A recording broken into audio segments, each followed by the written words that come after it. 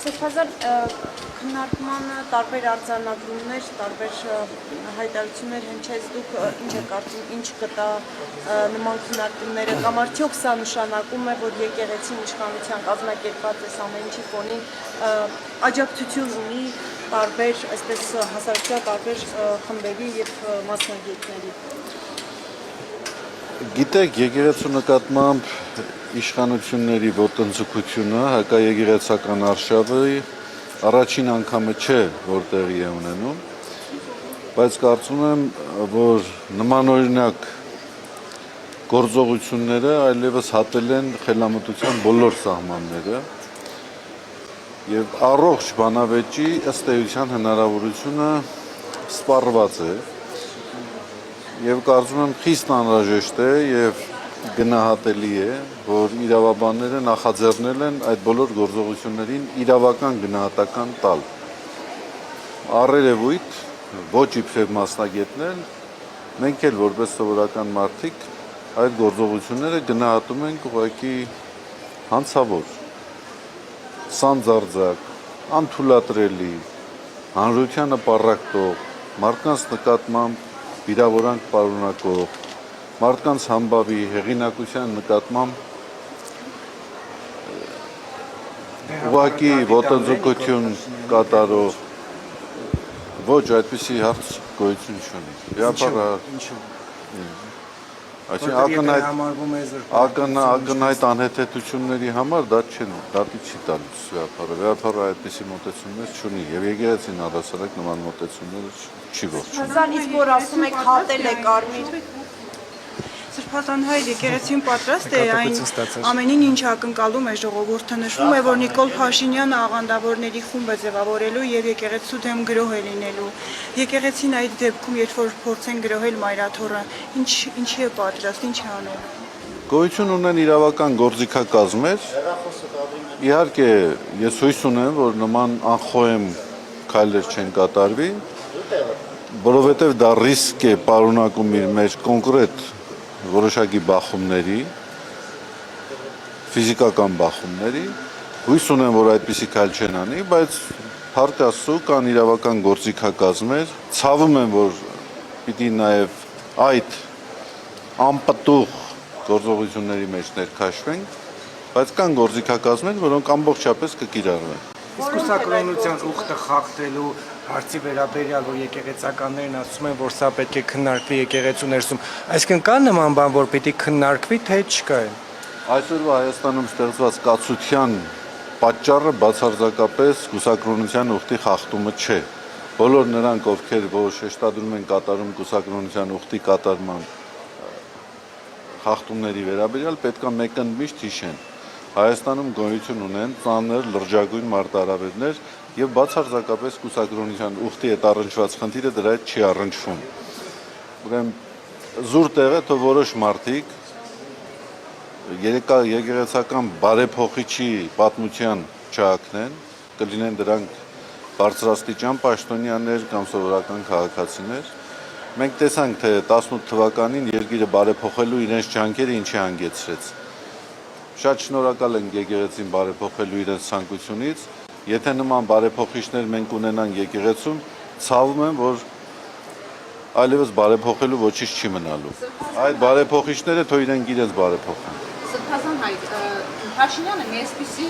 զգուշ արտահայտություն է անում իր գրառումներում։ Ես որպես հավատավոր եմ սա ասում, ես որպես հավատացյալ,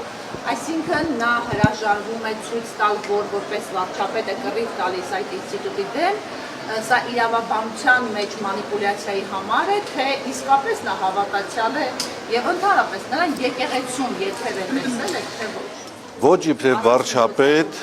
իբրև վարչապետ, ուր ինքը ունի կոնկրետ օրենսդրությամբ կաշկանդվածություն եւ սահմանափակումներ, եւ ոչ էլ առավել եւս որպես հավատացյալ, եթե ինքը անգամ հավատացյալ է, ինքը նման իրավասություններ չունի։ Հավատացյալը եկեղեցու հետ կապված հարցերը հանրային քննարկումների միջոցով չէ, որ պետք է կարգավորի։ Առավել եւս, երբ լուրջ կասկածներ կան, թե ինքը արդյոք ընդամենը նոմինալ հավատացյալ է եկեղեցու, թե իրապես ներգրաված է եկեղեցական կյանքում։ Ես դժվարանում եմ ասել, կդժվարանամ նաև նշել մի քահանա, մի եկեղեցական, որը վկայություն կտա իր օրինապահ հավատացյալ լինելու մասին։ Կդժվարանամ ուղղակի։ Սարսափազան կինը երկել է եկեղեցում, եթե Եշամ Սալմանը Հակոբյանը։ Այդպիսի տեղեկություններից տարածվում էին, ու իհարկե դա հավատացյալ լինելու մասին կարծում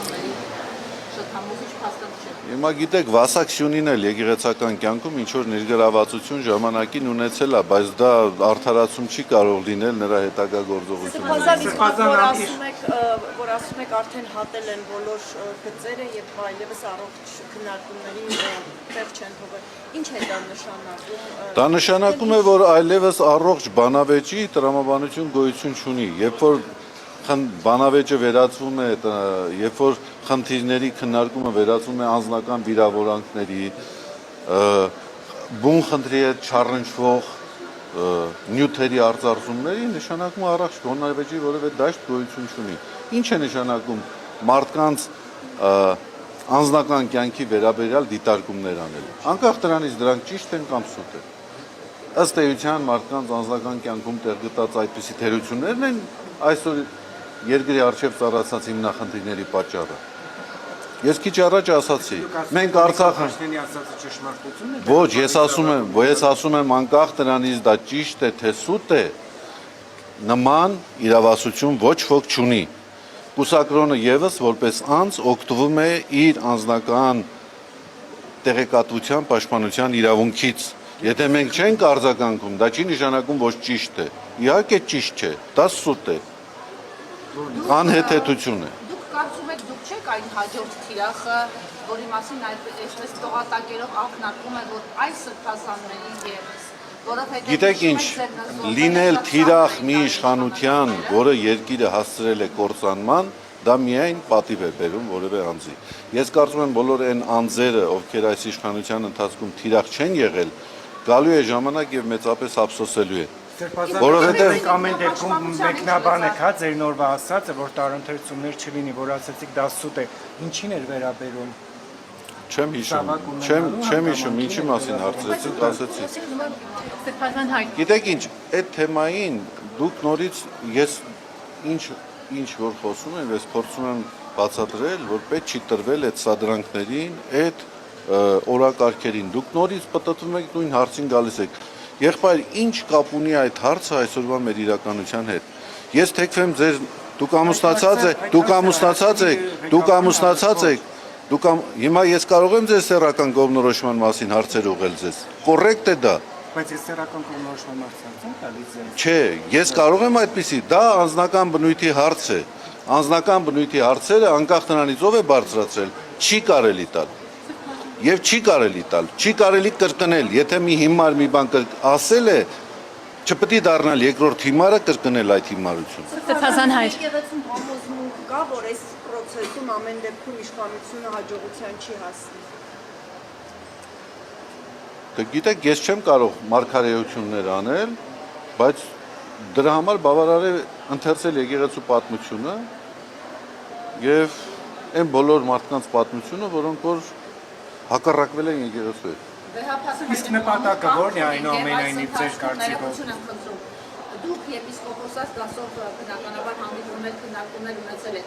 Ամուր է բավական որ կամքը եւ ընդհանրապես ձեր պաշտպանության, եկեղեցու պաշտպանվելու բացի հանրությունից, հոտից, բացի կանոնակարգից ուրիշ ինչ միջոցներ կան, որովհետեւ մենք երեք Մոլդովայի խայտառակ տեսարանը տեսանք, թե ինչպես են քահանայի ոստիկանները շփոթում այն կողմ միայն այն պատճառով, որ նա ԼԳԲՏ փառատոնի դեմ դուրս եկած քաղաքացիներն են միացել։ Դուք հասկանում եք, չէ՞, որ գրեթե նույնանում են տարբեր երկրներում այս արշավների ձեռնարկությունը։ Եկեղեցին պաշտպանված է իր հոգևորականներով, իր հավատացյալներով, որոնք ունեն տարբեր մասնագիտություններ, այդ թվում լրագրողներ, այդ թվում իրավաբաններ, բժիշկներ, տնտեսագետներ,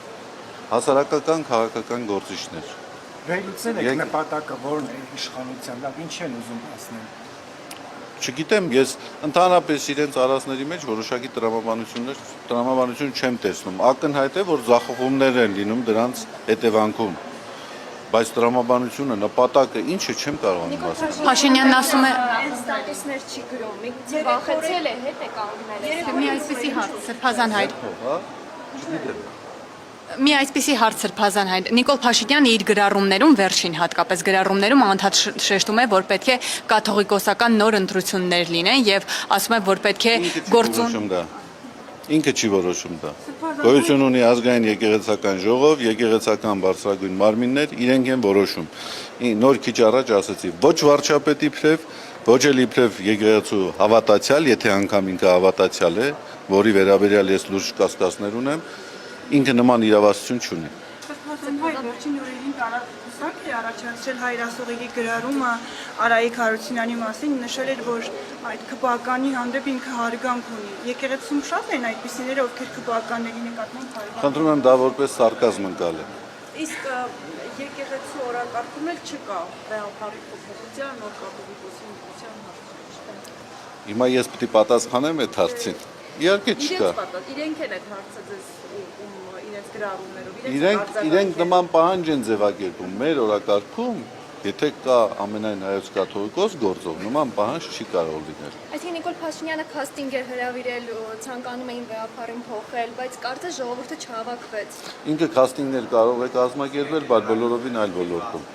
Սրբազան հայր ամեն դեպքում չպարտասխանեցին։ Համար մտահոգ քիչ չէ, արդյոք այս ամերի Պապ Թագավորի հետ համեմատությունները մտահոգ քիչ չեն այս համատեքստում եւ ֆիզիկական կյանքում։ Անցյալ օրը ես մի հաղորդում էի դիտում, շատ հետաքրքիր դիտարկում եղավ, ասացին, որ պետք է նաև ուշադրություն դարձնել, թե Պապ Թագավորը ինչով ավարտեց։ Կարծում եմ, Պապ Թագավորի հետ համեմատության մեջ գտնվել փափագող անձինք նաև այդ ասպեկտով պետք է նայեն այդ կերպարը։ Ֆիզիկական վտանգ տեսնում եք։ Ինչպես։ Ֆիզիկական վտանգ տեսնում եք։ Ինչի նկատմամբ նկատմամբ։ Իշխանությունների։ Ձեզ ասեմ, ես որևէ առումով, որևէ սահմանափակում չեմ տեսնում իշխանությունների գործողությունների մեջ, հաշվի առնելով իրենց սանձարձակությունը, բայց ամեն դեպքում Հավատում եք, որ նույնիսկ սանձարձակ գործողություններ կատարվեն։ ես որևէ բան չեմ բացառում, դատելով իրենց նախընթաց գործողությունների տրամաբանությունից, բայց անկեղծ ասած դա առանձնապես ոչ խոճապ, ոչ վախ չի առաջացնում, որովհետև մենք ամեն ինչ էլ տեսել ենք, պատրաստ ենք։ Այս ընթացքում դուք քննարկումներ Ինչը կիսատ թողեցի։ Հենց դա էի հարցում։ Եպիսկոպոսած դասով քննարկումներ ծավալել եք Փաշինյանի այսպես պլանավորած հարձակումների մասով եւ ինքը եկեղեցին իր համար ինչ-որ քայլերի հաջորդականություն որոշել է, թե ոչ։ Ինչ-որ անելիք ունի, թե պարզապես լուր նստելու է եւ սպասի իրադարձությունների զարգացումների։ Ճուզլի ջան, մենք քննարկումներ ունենում ենք, բայց ես չեմ կարծում, որ այդ քննարկումների կամ այդ քննարկումների արդյունքների կամ մեր պլանավորումների մասին կարիքը կա, որ ես հանրայնորեն հնչեցնեմ։ Մենք հետևում ենք իրադարձություններին, իհարկե, պատրաստ ենք, որոշ ծրագրեր, որոշ մտադրություններ, մտածումներ ունենք, կարող եմ վստահաբար ասել, որ բոլոր հնարավոր սցենարների համար մենք ունենք լուծումներ։ Ընդգծված է վեհապար հայրը, թե ոչ։ Ոչ, Սրբազան պատասխանեցի։ Եվ մտավորականները գիտեմ, որ նաև ձեզ դիմել են, որովհետև իրենք էլ ինչ-որ նախաձեռնություններ ունեն։ Մենք հավատանք, որ մտավորականությունը ոտքի կկանգնի եւ կպաշտպանի հայ առաքելական եկեղեցու։ Մտավորական ասվածը շատ առազգական հասկացություն է, բայց իհարկե կան բազմաթիվ անձինք, ովքեր իրենց գործի, հայրենիքի եկեղեցու նվիրյալն են եւ պատրաստ են։ Իսկ ազգային անվտանգության ծառայությունը այս ընթացքում թեկուզ աննկատ փորձում է հսկողություն իրականացնել մայր տաճարում, թե ոչ։ Հաշվի առնելով նաև տասնու նախադեպը տասնու։ Հաշվի առնելով ձեր դիտարկումը, որ աննկատ, ես չեմ նկատել։ Սրբազան ներողություն եք հարցերս։ Շատ դեպքերում եկեղեցին չի պատասխանում իշխանական թևի գրառումներին, ինչու։ Եվ կարող է արդյոք դա ազդակ հանդիսանալ, որպեսզի իշխանական թևը ավելի ինտենսիվ գրառումներ անի։ Գիտեք, մենք չենք կարող բռնցքամարտի սրահի վերածել եւ այսպես հրմշտոց դարձնել այդ բանավեճը։ Իրենք ամեն դեպքում հարցերի սիմիներով էին ունենք։ Որ հարցերի։ Ոչ մեր կողմից լրագրողների, որովհետև մենք իշխանության բարձրացնել ղեկավարն ենք գրառում անում եւ մենք որպես լրագրող պիտի հարցնենք դա։ Դա ինչի մասն է, մեր աղջիկը ասացի։ Հա։ Ես թույլ չտվեցիք պատասխանը։ Չունեք իրար հետ։ Չէ, Բան չի խանգարեց։ Չէ, ուղղակի երևի։ Ինչ պետք է ասեի, միտքս ընդհանուր։ Ինչու եկեղեցին չի արձագանքում հաճախ իշխանության գրառումներին եւ կարող է դա ազդակ Գիտեք, այն ինտենսիվությամբ, այն խանդավառությամբ, որ իշխանության որոշ ներկայացուցիչներ ստատուսներ են գրում, ես ձեզ անկեղծ ասեմ, ոչ ժամանակը, ոչ էլ զբաղվածությունը թույլ չի տա, որ մենք ամբողջապես նվիրվենք այդ գործին։ Եվ եթե մենք ստիպված լինենք բոլոր տեսակի անհայթություններին արձագանքել, ցավում եմ մենք ուրիշ ոչնչով չպետք է կարողանանք զբաղվել։ Եվ եթե մենք գիտեք ինչ ճշմարտությունը տեսնում ենք հաճախախոսության մեջ, շաղակրատանքի մեջ, ապա մենք դե խնդրեմ ունենք։ Եթե մեկը շաղակրատում է, չի նշանակում դա կավին ճշմարտություն է խոսում։ Եվ ես չեմ կարծում, որ մենք կարիք ունենք սեփական ճշմարտացիությունը հաստատելու համար, ուղղակի տրվենք զազրախոսությանը։ Դրա համար էլ քիչ են գերում։ Սրբազան ոմանք սպասում էին, որ եկեղեցին կբանալի Փաշինյանին, երբ բավական մեծ էր մեր արձագանքը